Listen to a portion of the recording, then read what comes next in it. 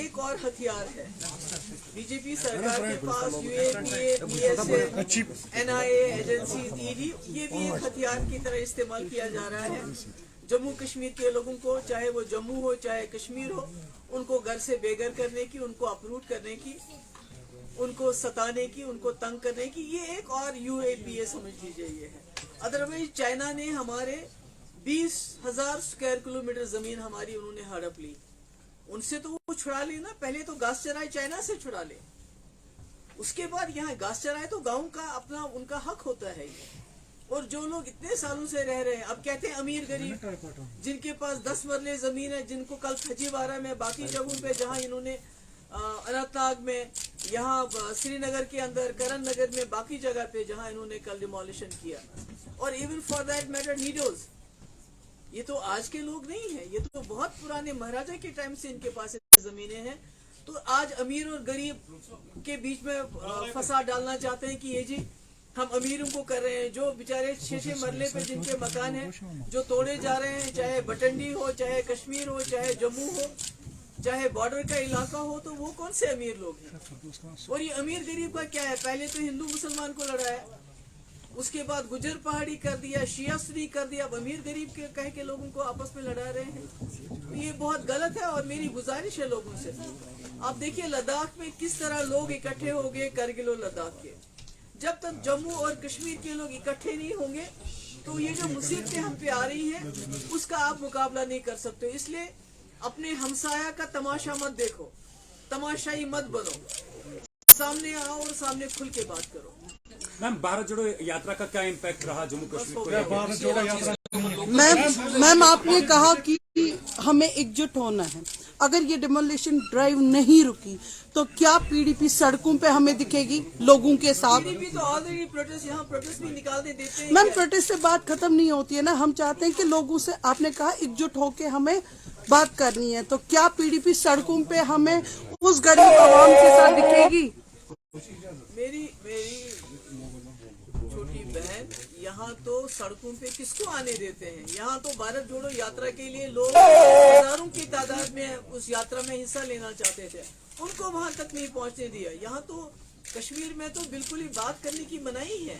कल तो बटंडी में लोग निकले, मगर कश्मीर में लोगों को बाहर निकलना ही उनके लिए मुश्किल है, उनको जेल में डाल दिया जाता है, उनको पीएसए लगाया जाता है। यहाँ तो ऐसी दहशत रखी है इन्होंने।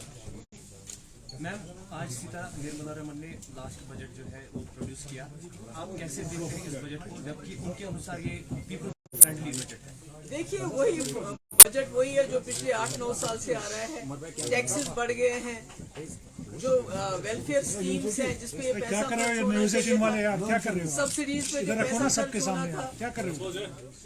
वो उस पे पैसा खर्च नहीं हो रहा है। जो इनके कुछ क्रोनी कैपिटलिस्ट हैं, जो बड़े बड़े बिजनेसमैन हैं, उनको उनके लिए सारा टैक्स जमा किया जा रहा है। क्या कर रहे हो यार?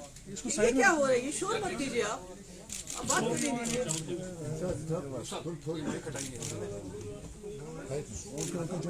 तो कहने का मकसद ये है कि जो टैक्सेस लगाए जा रहे हैं उसका फायदा आवाम को मिलना चाहिए था, क्योंकि टैक्स से तो लोगों की कमर तोड़ दी। आवाम को फायदा देने के बजाय जो वेलफेयर स्कीम्स हैं उनको खत्म किया जा रहा है, सब्सिडीज को खत्म किया जा रहा है। इस वक्त ये 8वां या 9वां बजट है इनका, और हिंदुस्तान की हालत ऐसी हो गई है कि जो लोग गरीबी की रेखा से ऊपर आ गए थे वो फिर नीचे चले गए हैं। आप 80 करोड़ लोगों को मुफ्त राशन देते हो, वो भी कम कर दिया, वो अब 4 किलो दे रहे हो। यानी आपने बेरोजगार का वादा किया था 2 करोड़, वो तो नहीं दे रहे हो, पर लोगों को नौकरियों से निकाल रहे हो। तो ये बजट कुछ बिजनेसमैन के लिए बजट बनाया जाता है, ये हिंदुस्तान के लोगों के लिए नहीं है, गरीबों के लिए नहीं है, ये सिर्फ कुछ बड़े लोगों के लिए। और जहाँ तक लैंड का सवाल है, जो यहाँ पर मुझे ये बताइए, गवर्नर हाउस वो कहाँ पर है? बीबी कैंट वो कहाँ पर है? अगर ये कहते हैं कि हम बड़े लोगों से शुरू करें तो फिर गवर्नर हाउस से शुरू करें, बीबी कैंट से शुरू करें, ऐसा क्यों नहीं करते हैं? तो कोर्ट के इस ऑर्डर को कैसे देखते हैं आप? क्योंकि कोर्ट का भी इसमें ऑर्डर आया है कि स्टेट का ये अपना मसला है, वो खुद निपटे इससे। नंबर 1। नंबर 2 ये कि जम्मू में इस तरह की कार्रवाई नहीं देखी जा रही है, जबकि more than 80% of land conquered and occupied by the state and the गाचराई लैंड।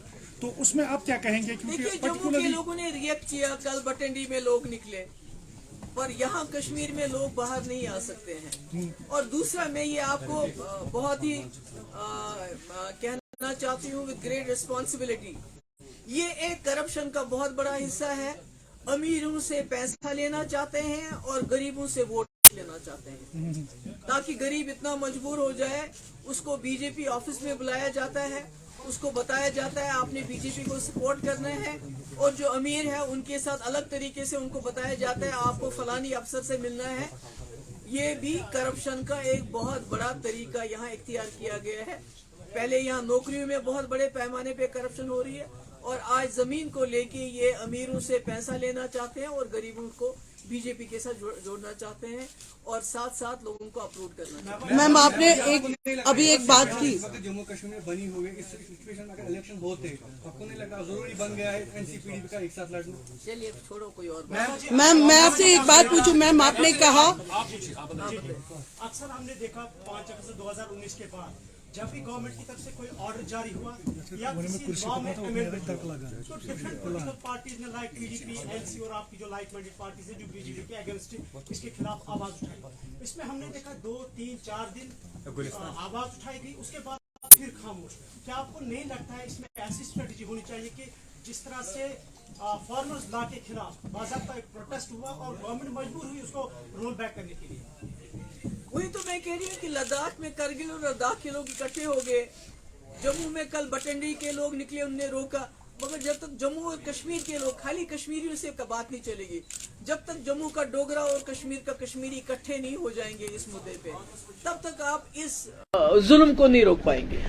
मेरा एक ही सवाल आपसे रहेगा, आपने कहा कि कल बटिंडी के लोग बाहर आए, खैर कश्मीर के लोग तो बाहर आ नहीं सकते, क्या जम्मू में एक राज्य और यहाँ पर दूसरा, एक रूल वहाँ और एक रूल यहाँ के लोग क्यों नहीं बाहर आ सकते?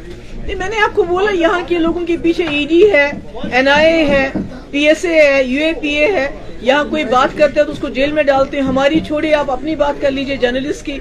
आप लोगों के पासपोर्ट बंद है, आप लोगों को थाने पे बुलाया जाता है कि भाई आपने ये बात क्यों कही, ये बात की। यहाँ तो पूरा जो जुल्म सितम का जो बाजार है वो जम्मू कश्मीर में बिल्कुल खुसूस वादी में गर्म है, तो लोग बाहर कैसे निकले, बात कैसे करें? मैम अपोजिशन का कहना है, कोर्ट का जवाब अभी पेंडिंग है, क्योंकि कोर्ट का जो जवाब आया है उन्होंने कोई भी इंटरफेरेंस नहीं दिखाई है इसमें। देखिए, मैं कोर्ट पे तो ज्यादा कुछ कह नहीं सकती। मैं जो किरण रिजिजू जिन्होंने बोला कि भाई जो अदालतें हैं उनको जो है क्या करना चाहिए, तो यानी कहीं ना कहीं जो हमारे जो इंस्टीट्यूशंस हैं, चाहे वो मीडिया है, चाहे जुडिशरी है, उनको भी कोशिश की जा रही है सब्जुगेट करने की। मैम अपोजिशन के लीडर्स का कहना है कि ये बजट जो है पीपल फ्रेंडली इसलिए बनाया गया है कि इलेक्शन होने वाले हैं और इसमें कोई पीपल फ्रेंडली नहीं है। टैक्सेस बढ़ाए गए हैं, जीएसटी बढ़ाया गया है, आम गरीब की जेब से पैसा निकलेगा और जो बड़े इनके दोस्त हैं, बड़े बड़े बिजनेसमैन हैं, उनके पास जाएगा।